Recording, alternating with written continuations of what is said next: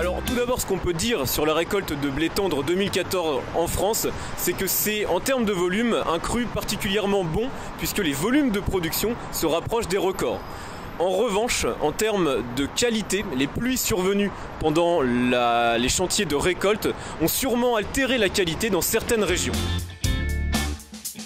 Concernant les chiffres clés de cette récolte 2014, le premier sera la production. On devrait, selon FranceAgriMer, avoir une production de 37,3 millions de tonnes, ce qui est relativement plus important que la récolte 2013, dont les volumes étaient de l'ordre de 36,8 millions de tonnes.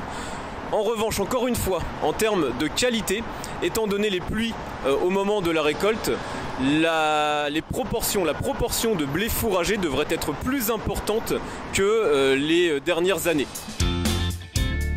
Alors, la première conséquence pour les agriculteurs au niveau du blé de qualité meunière va être que du fait des niveaux de stock attendus en fin de campagne, ça devrait avoir des implications plutôt baissières pour les prix.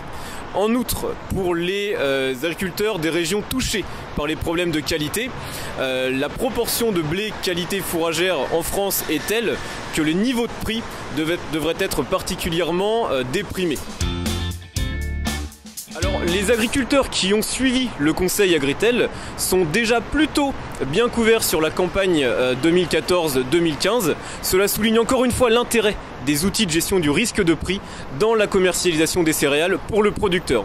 En ce qui concerne la campagne 2015-2016, étant donné les stocks de report que nous allons avoir en fin de campagne, il est sûrement déjà judicieux de commencer à fixer des prix sur cette récolte.